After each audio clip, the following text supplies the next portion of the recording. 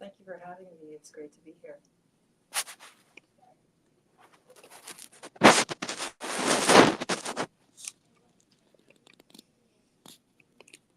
Sure. Um, so I'm director of the museum, which means a lot of things. I'm basically responsible for almost everything that happens at the museum in the sense that, if, you know, I need to make sure that the staff are doing what they need to do, that if we have obligations and responsibilities, those are met.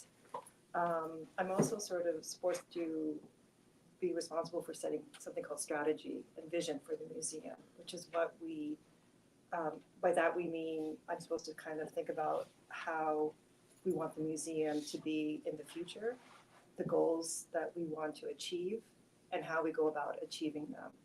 So that's the vision is something that we arrive at with discussion with the staff, with our advisory board, with stakeholders, and it's something that we are constantly revising and reviewing and thinking about.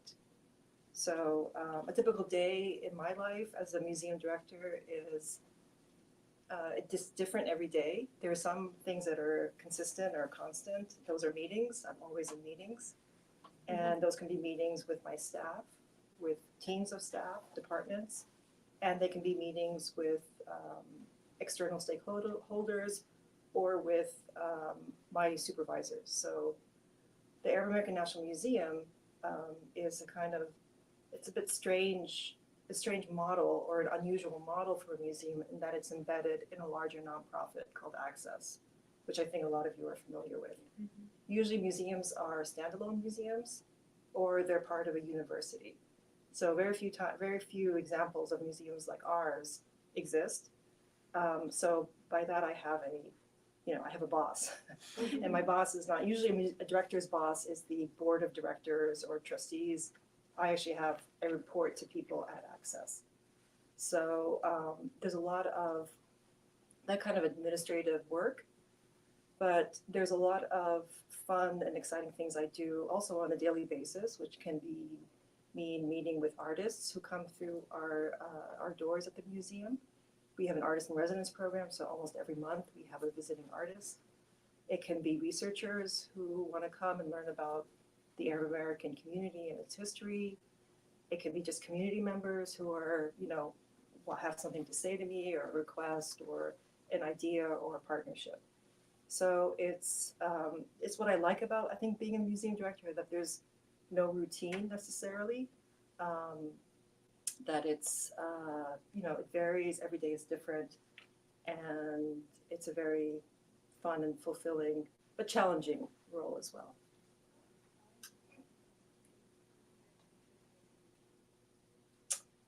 So I never wanted to be a museum director. I kind of fell into it. Yeah, kind of.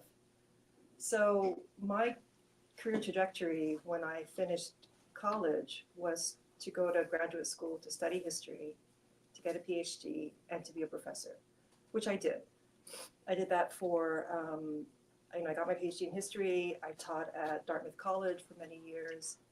And at some point I realized that this is not really the career I want. So I decided to step away from academia, which was a very difficult decision to make because it's the only thing I knew how to do. I'd been in school my whole life. I was decent at it, but it wasn't fulfilling for me.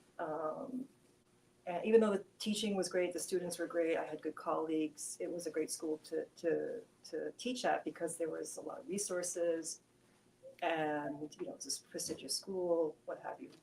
But there's something not right and I wasn't happy. And, at some point you realize,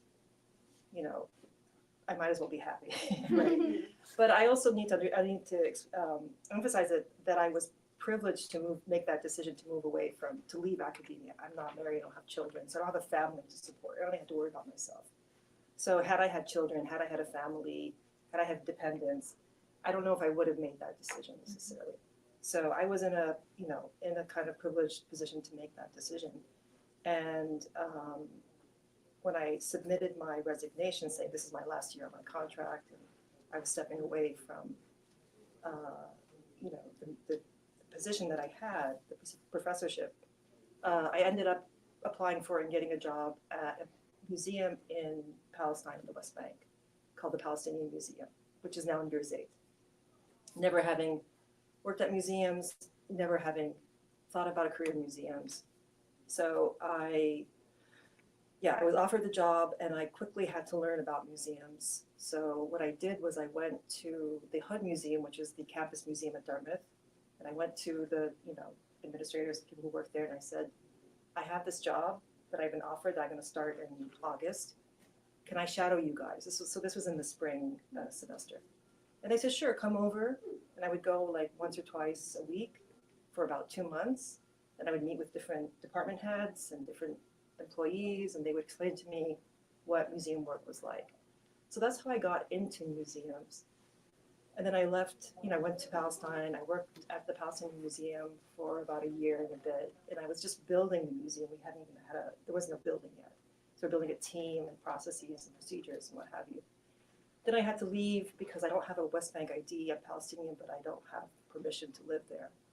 So I ended up in Jordan. I worked in cultural heritage.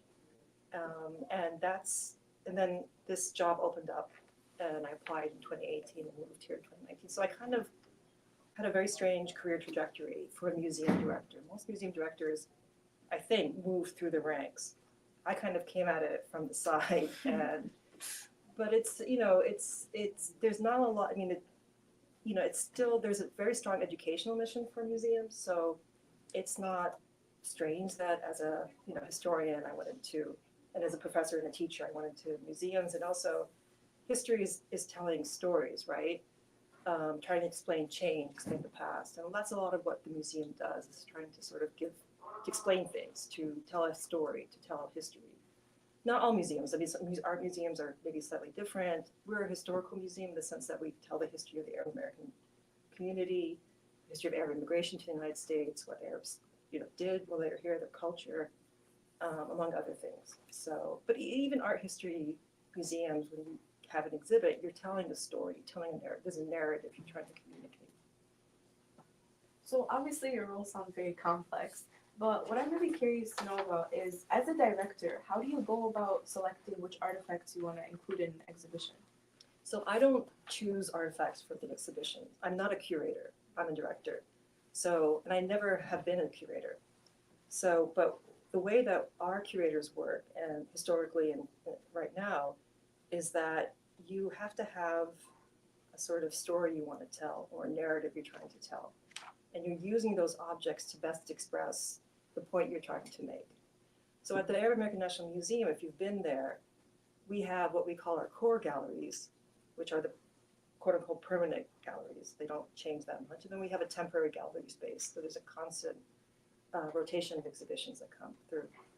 For the core galleries, those objects were chosen, again, to sort of emphasize the points that we were trying to tell or make. But all those objects that you see in the museum were actually objects that were donated to the museum by members of the Arab American community throughout the country. So when the museum was being established in the early 2000s,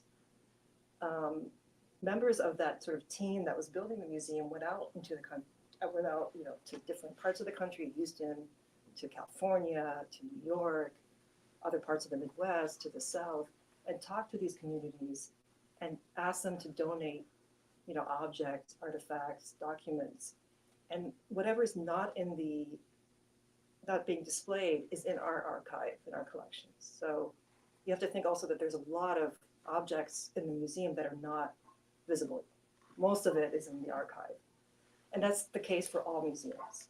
Very small percentage actually gets showed. But the objects, they have to have some sort of significance and meaning. So they could be objects that are not valuable monetarily, but they have a lot of meaning, right? For instance, there are in the Coming to America exhibit, the entrance, I don't know if you remember. So it's the first one, tells the history of Arab immigration to the United States. There's that sort of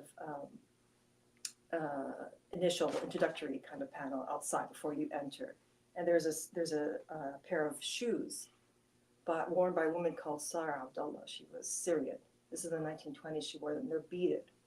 They're beautiful shoes. I don't think they don't cost, right? I mean, they're probably worth $50, let's say. But they're beautifully made. So there is that sort of craftsmanship. And it's shoes that she wore during her crossing, during when she came over to the United States. And then she has a very interesting story. She actually made it to Ellis Island. She was denied entry. She had to return back to Europe because she had some ailment, some eye ailment. She had to recover and then come back. So she crossed, 3 times, the Atlantic to get to the United States in those shoes. So you think about shoes and what shoes convey and walking in other people's shoes.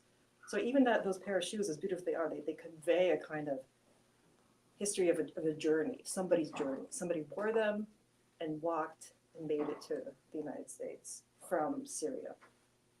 So these are the kind of things that we think about when we're sort of deciding what to show and what to display. So as a director, you're talking a lot about stories and how important stories are. So how do you ensure that all these stories are being preserved and all these stories are being accurately represented and like showcased in your museum? So, for instance, there's different ways we collect stories. So let's say it's an object. You want to give me this pair of glasses. Let's say you're 80 years old. You came over and you wore these glasses. So you would give me these glasses and we decided, yeah, these are really like special glasses. We want to keep them. We would sit down with you and get your story. What are these glasses? What do they mean? Is there anything significant about them? Who are you? So we have to get all this background information. Another way that we collect stories is we actually sit down with people and conduct oral histories. So, let's say, you come to us and, I don't know, you have a very interesting, you don't even have to be interesting. You're just an Arab American that has a story to tell, or we want to collect your story. And so we sit with you for maybe about an hour. We have a series of questions. So we have oral historians who work at the museum, and they interview the person. There might be, not usually it's an audio recording, sometimes audio visual, and we use those stories. They could inform other aspects of our work. They're made available to researchers if they want to, they have some project and that story might be useful to them. It should be easily discoverable on our website. All these interviews are made accessible. And the power of oral history is that they supplement documents, right? So a lot of history is based on documentation that you find. But oftentimes, the lived experiences of people add additional information to what the documents present. Usually documents are more official, right? So it's like an official account of what happened. But let's say, when you interview people who live, like let's say, what's an event? I don't know, let's say Abdullah Hamoud, won the election, right? Mm-hmm. So we have a kind of, a basic, record of what happened. But let's say you met him during his campaign and he said something to you and that really influenced the way you decided to vote or whatever. It kind of captured, you're able to get information about events and history that otherwise doesn't appear in the official record. And that's the importance for oral history. Little bits and pieces. Bits of pieces and things that are just not recorded elsewhere. So for instance, if we're talking about, let's say, Palestinian history, oral history in the history of Palestine from 1948 to the present, a lot of the Palestinian perspective is preserved in oral histories because we don't have documents, right? Because they were destroyed as part of the project of the establishment of the State of Israel, destroying, the villages, what have you, the culture, the society. So oral histories help us fill in the gaps that we otherwise would not be able to know about. So it's very powerful in other situations, other countries, other areas as well.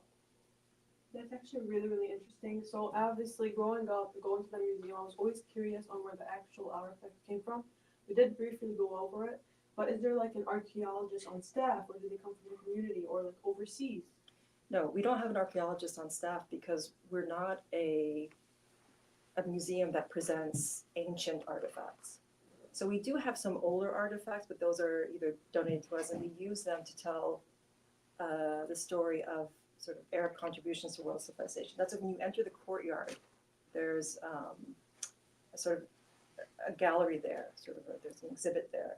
So you might find some older pieces, but generally no, we don't collect anything that predates sort of Arab presence in the United States. So we don't have an archaeologist on site. So we have curators and people who take care of the collections. But they are, they're trained to how to handle objects, how to catalog them, how to preserve them. They're not conservators, so they don't necessarily fix them if they're torn or broken, but we know where to get technical assistance and help. So what that department does is it preserves what we have and makes sure that it's taken care of and documented correctly so that people can find the objects and artifacts that we have in our collection. Your creators create. In your past 5 years, you said you've been in the museum. What is one of the most interesting or surprising artifacts that you've received or that you've seen at the museum?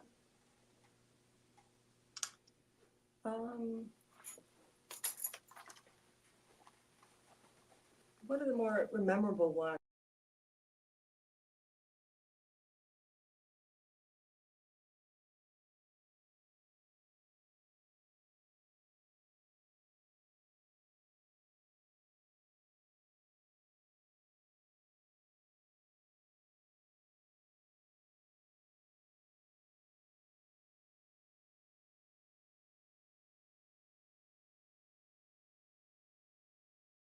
shots, photographs of members of the Arab American community that early on.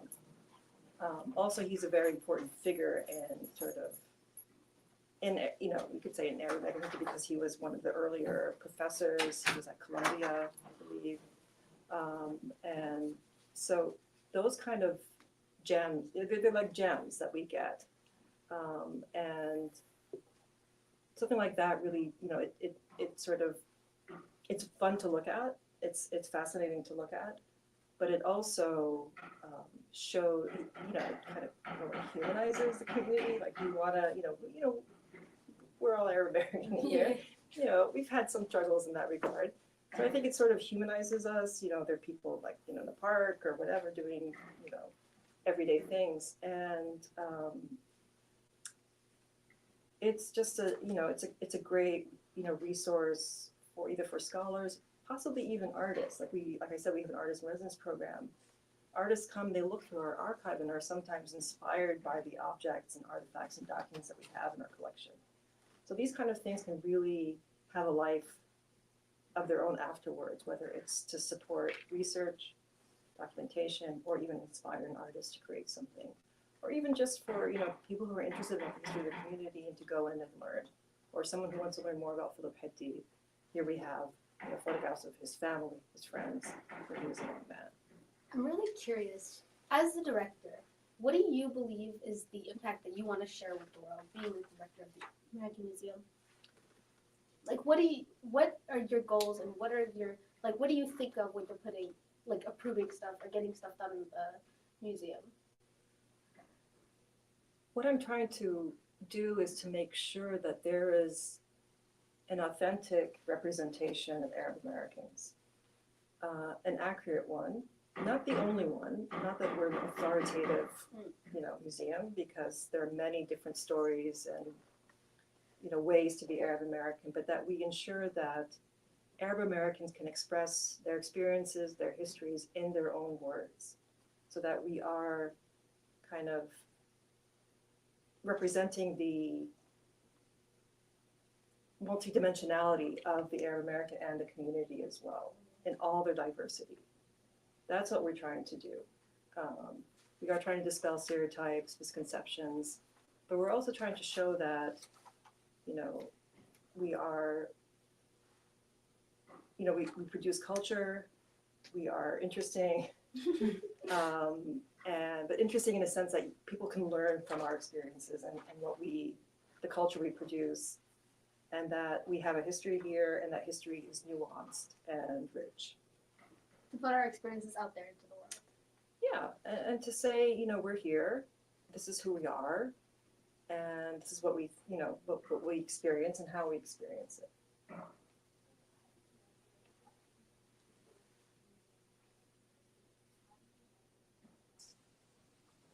So the impact we have on our visitors that we hope to make is similar to what I said. That they come away with a better understanding of who this community is, the history of this community.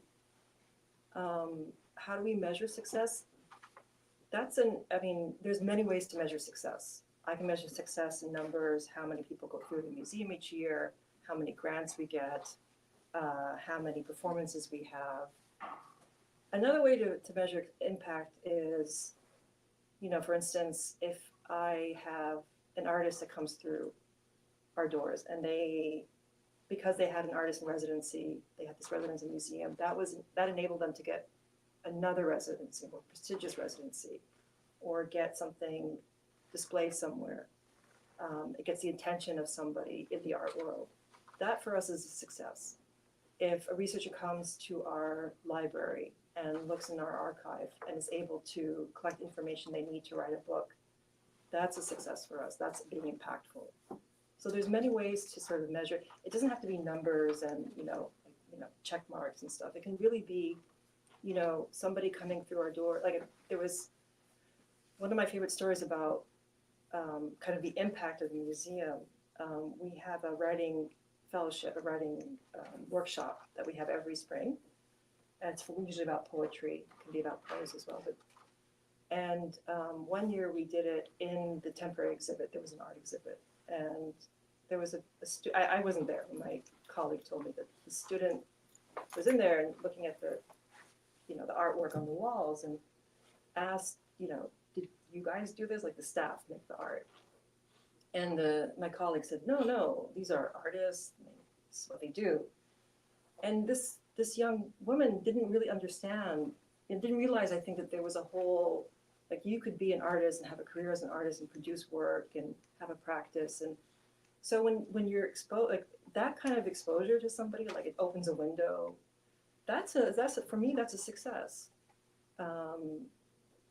For somebody, a young person to come in and make new connections and understand new possibilities, for me, that's also a success. And I think that's what we're trying to do at the museum.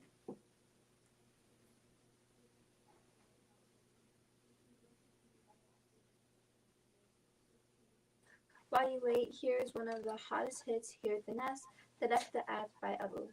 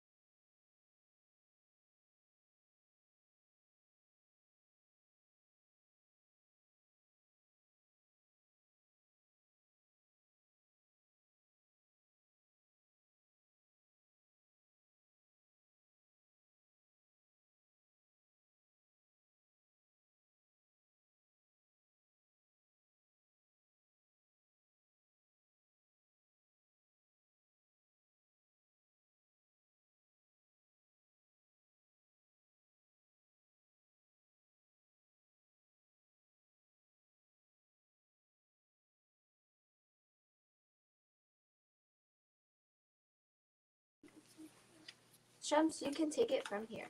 Thank you, Sarah. Director, what role do you see museums playing in contemporary society, and how do you strive to make your museum relevant to diverse audiences? So I think museums have an important role to play in society in that they're places that can be or should be what we call safe spaces, right? So, and there's a woman who is a sort of leader in museum studies and thought, and she calls it a safe space for unsafe ideas. So it should be a place where people can come and have important and hard conversations about different aspects, different topics. So, and I think it's not that museums are neutral spaces either. I think museums need to not be neutral, and that's a position that I have, a personal position. But that they should be a kind of a place where people can come learn, engage with one another, and explore and talk about issues that are pertinent to what's happening now, pertinent to society. So that's what we try to, make the museum to be. How do we make it relevant? That's a very good question. What we're trying to do at the museum right now is to understand from our community, and by community I mean, so we do serve a national community. We are a national museum, but we also are very much a community-based museum. We're based in East Dearborn, and we very much serve the local community here. And so we've embarked on a series of focus groups and sort of listening sessions to understand what the community wants from the museum. How can we be a better neighbor? How can we serve them better? What are they looking to see in the museum? And I think if we're able to understand what they're looking for, how they view the museum and what they'd like to see, then that will make us, and we can sort of take what they're saying and adapt. That will make us a more relevant museum, I think, because we are trying to, preserve in a way the history of the community. We're interested in Arab American heritage, but are there other things we could be doing that might make it a more attractive place for people to come?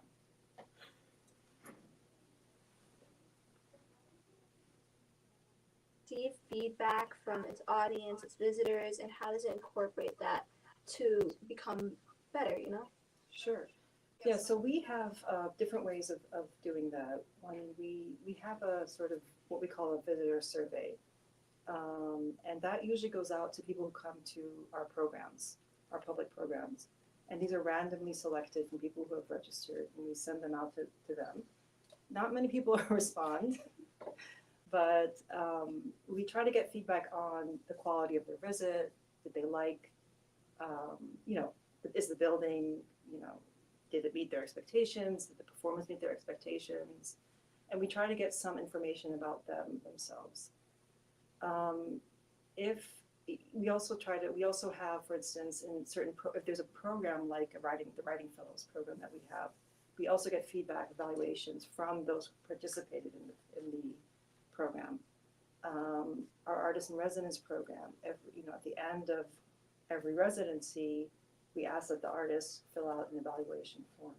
So if there's issues that are important and glaring or suggestions, we try to take that and see what we can do. So for instance, if someone tells us, you really need to have a cafe here, right? Which, okay, arguably that'd be great. Many museums have cafes, but we cannot put in a cafe. That's a big undertaking. We might in the future, but that's not something we can do. But if they say, this was a great, let's say, bilingual event, Arabic and English. We really enjoyed this bilingual event. I was able to bring my mother, her English isn't great, but she was able to enjoy it. So then we kind of say, okay, this is an important point. Let's try to incorporate more bilingual events or more Arabic language events. We get a lot of attendees at multi-generational events. So we have family parties during Eid, and we have one for Eid and one around Christmas time. and the feedback we get, there's surveys that are sent out, but there's a lot of word of mouth feedback and anecdotal feedback, and those are very much appreciated. So to me, that tells me multi-generational events or programs are great because they bring in more people, they bring in parents, they bring in kids.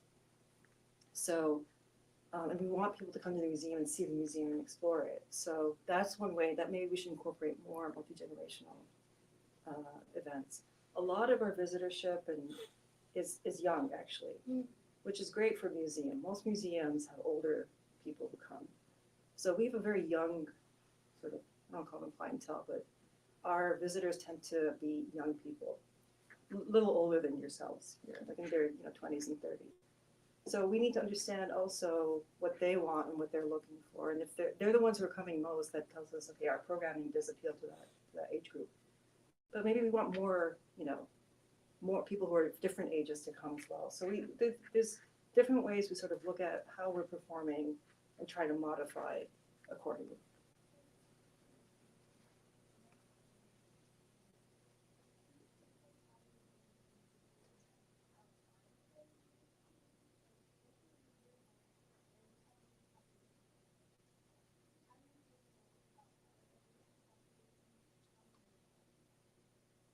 So we are, museum is a Smithsonian affiliate, and we're accredited by the American Alliance of Museums. So people can find out about the museum that way. We also part of this program called NARM, which is North American Reciprocal Museum Program, which means if you are a member at a certain level, we're part of this program. So if you're a member of the museum at a certain level, you get free access to over almost 1,000 museums throughout the country. So other people who are members of this program through their local museums would, if they're coming to Michigan, they might be able to find out, oh, there's this museum in Dearborn I can come in for free.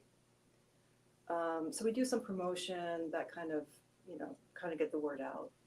But what I think is we also have, Dearborn is, I don't know if you realize, because you guys are all born here, I assume. Most of you, some of you grew up here. Dearborn's a very special place and, unique in the country. And I think people who come to Michigan often, especially to the Metro Detroit, want to come and visit Dearborn. And the museum is sort of, we try to think of the museum as a gateway into Dearborn. So they come to the museum, they learn about the community, and then they want to sort of go have lunch. So we provide them with, suggestions, let's say. We have what we call Yella Eat. We have a Yella Eat tour, but we also have a Yella Eat map. So, we give that to people who want to know where to go in Dearborn. We kind of try to get the word out. This is a good place to start if you want to learn about this city and this community. So that's one way we get sort of people to come. And sometimes people who are visiting out of town, visiting their friends, their friends will bring them to the museum as well. Like a Golden Gate, you guys open it up for the world.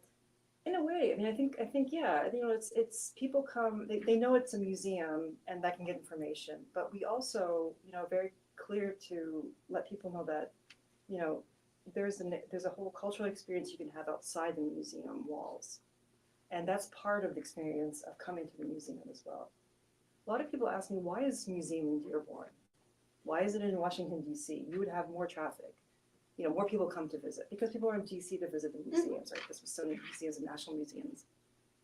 But I tell them, Dearborn is in a way the best place for a museum like the Arab American National Museum to be, because you can experience Arab American culture outside of the museum.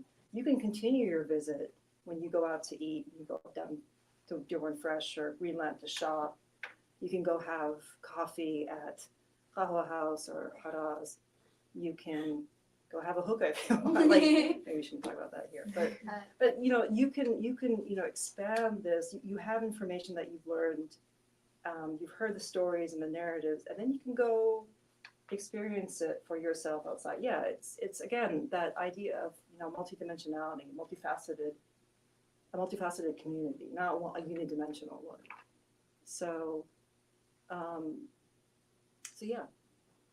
So all of these things that you're talking about are like really important. I think they're really interesting, right? But with this day and age being more and more technologically advanced, we're always getting new things. We're only getting AI, new iPhones and stuff. How do you see like overall museums and specifically the Arab American one like changing and evolving with these new technological advancements? That's a really good question.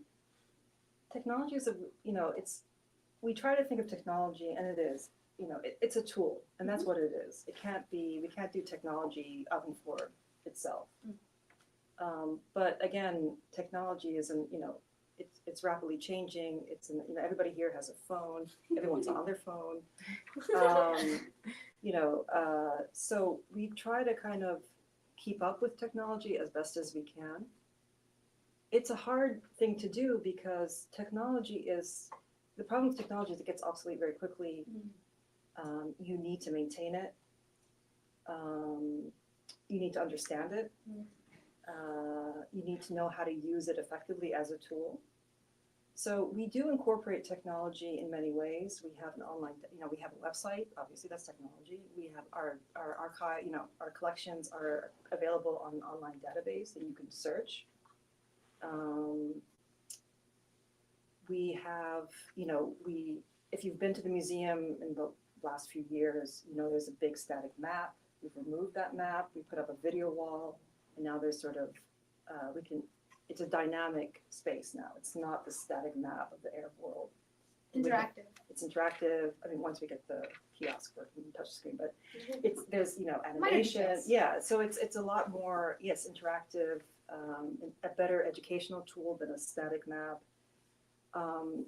So I think for us, it's making sure that we can, we love technology in that it makes things easier, right? You can reach, if we have an online exhibit as opposed to an exhibit at the museum, of course, the audiences you can reach tenfold, right? So much more than you can if it's just in Dearborn. You have to come to Dearborn. If it's online, anybody can see. You just need a Wi-Fi connection and you're there. So there's a lot of positives and benefits of using technology in our practice. We can also perhaps, things like, what do you call it? Not crowdsource, but let's say we want people to, we want to increase our oral history collection. We want to encourage people to sort of record their own oral histories. You can record them, upload them to someplace on the website, and we can, so it's a lot more interactive and engaging in many ways. But There's always a but. There's always a but, because with technology, again, it's obsolete. It's the great thing about analog is it's sometimes easy to maintain. It's tactile. There's another way of connecting. Technology is wonderful and important, but you need to have a lot of things in place for it to work great. So we're now working on the digital strategy for the museum. We want to think about how can we work better with technology internally, but also externally. But that's a lot of work to think about. A lot of effort. It's a lot of effort. AI you brought up AI. I don't know what the future of AI is in museums, but it's a question that people are asking. What is the role of AI? I don't know. It's something it's in the back of my mind I want to explore a bit more. I don't have an answer for you, but it's going to be, if by listening to what people are saying, AI is, going to be an essential part of our lives. It already is. So much of what we do and interact is through AI, but the kind of, generative aspect of AI. How will that play in museums? I don't know, but it's here, and we need to understand it. So I think technology is great, and it's a great tool, but I'm a little not that I'm a Luddite. I like technology, but I'm kind of wary of it because it's expensive. It gets obsolete very quickly. You're the director. That's the things you have to worry about. Yeah, it gets obsolete very quickly, and you have to keep, you have to have people who are, tech savvy, understand IT, understand digital strategies, how things work. And if you have good people, again, it comes back to people. If you get people in place, you can really use technology in a way that is exciting and phenomenal. But you have a lot of moving parts have to be there working together to make it great.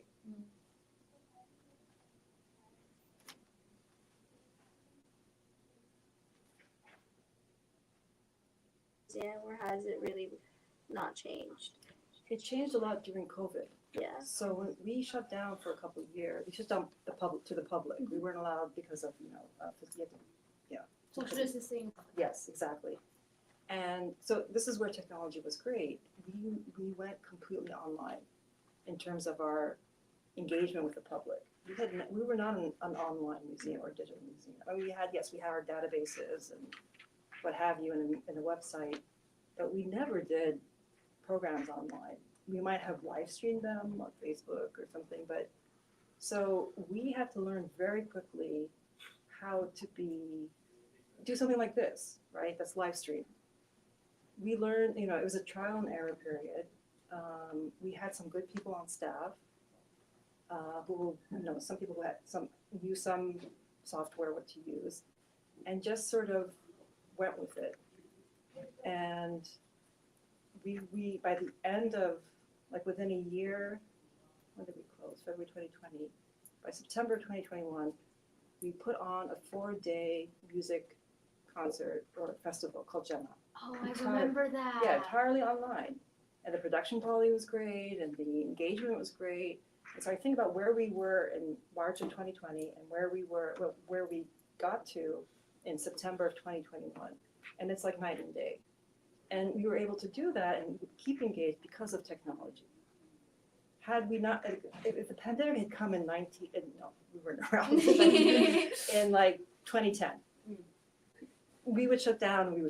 Like we would just, but we were able to stay open in a way because of technology, because of online streaming, because and also we were able to work together too, because it just so happened that we had, at Access, we had installed Microsoft Teams, and that was for us, that was new. That kind of, we were on WhatsApp and what have you, but we had a Teams, so we were able to talk to each other even though everybody was at home, and it made it easier. And now we can't imagine life without these kind of channels that we have now that we use every single day.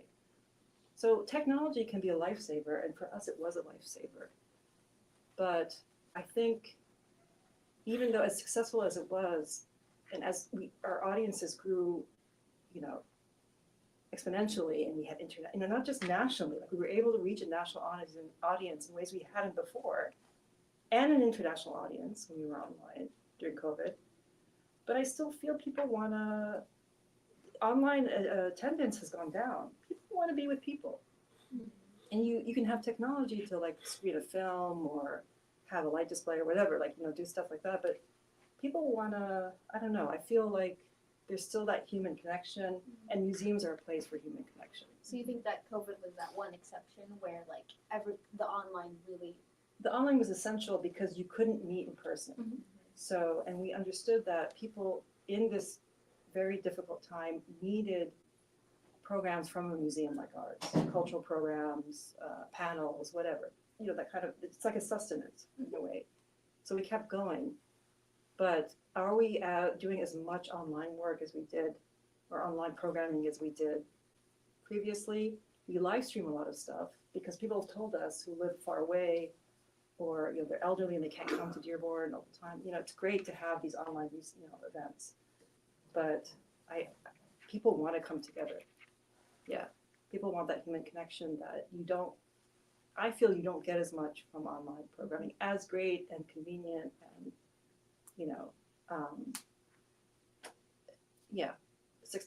beneficial as it is.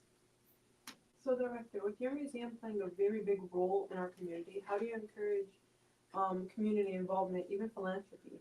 And how can we as students help ensure the longevity of the museum of our future children?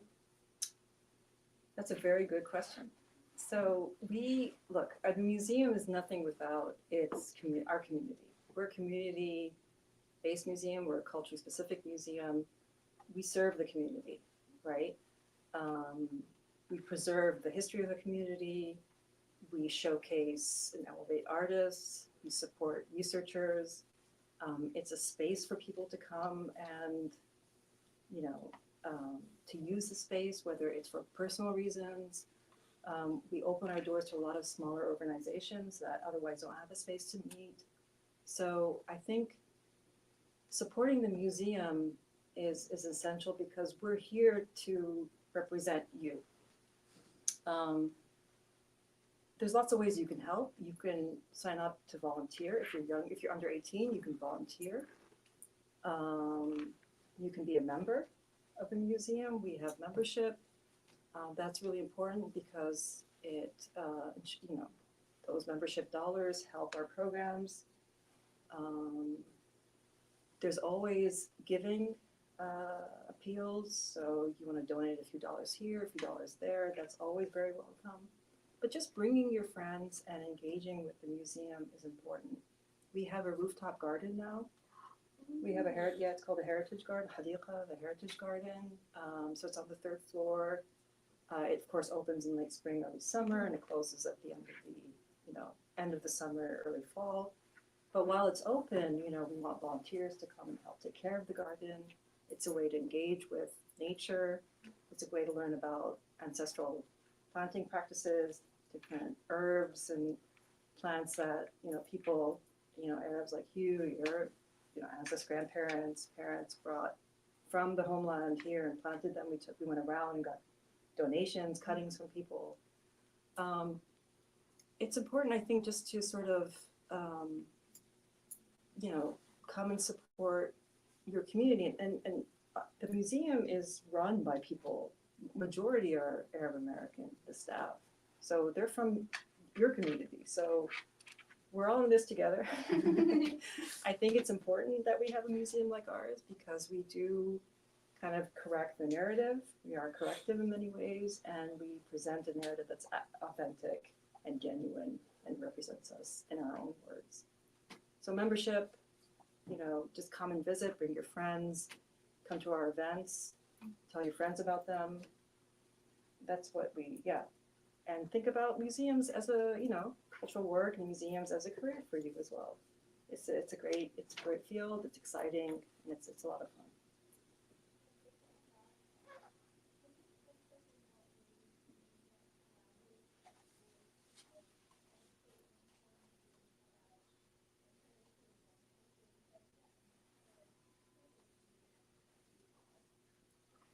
Sure, yeah. There's several ways we do that. The most, I guess, frequent way we do it is we receive a lot of school trips, so classroom visits. We have thousands of kids coming through the museum every year. They do a tour of the museum. There's sometimes an activity that we do that's sort of Arab heritage related. Sometimes we provide them lunch, so that's a lunch from one of the restaurants nearby, so they're exposed to Arabic food and cuisine. So that's a way for them to learn about this community as an Arab community, but also as an immigrant community. And I think that's also important for us to show that, we have a very similar trajectory and experience as immigrants to other immigrant communities. So we try to build bridges that way. We work with schools. We have like I said, we're a Smithsonian affiliate. We sometimes have programs with Smithsonian Institute and the affiliates program. Right now, there's a STEM program that's happening, so we work with science teachers and their their students. And there's one going on currently where they're sort of working in tandem with high school students in Iraq. It's about environment and climate. So those are some ways that we work with school-aged, students like yourself.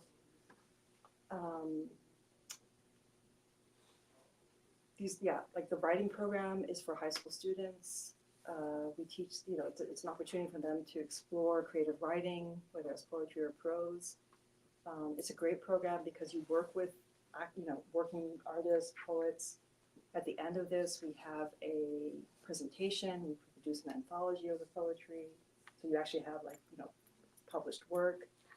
Those are some ways that we work with kids. We also work with educators to create lesson plans, to work with schools to to help them learn how to present not just Arab American history, but Arab history as well.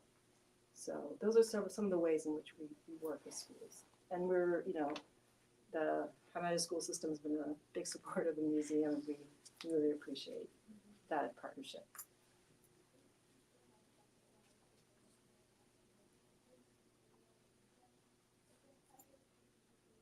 Concludes today's live podcast. Tune in next time for more enlightening discussions on the NAS radio station. Until then, stay curious and visit the Arab American National Museum. This is Sarah checking out.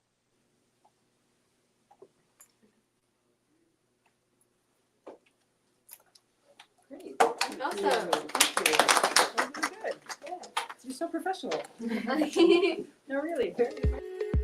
HES Academies have been serving the Detroit metro area for over 23 years, promoting academic excellence, leadership, and cultural diversity, ranking as some of the top schools in the state of Michigan. Our pre-K through 12th grade students enjoy tuition-free, state-accredited education by STEM-certified and highly qualified staff with no geographical restrictions, and with advanced placement, college dual enrollment, scholarship, and Arabic language programs.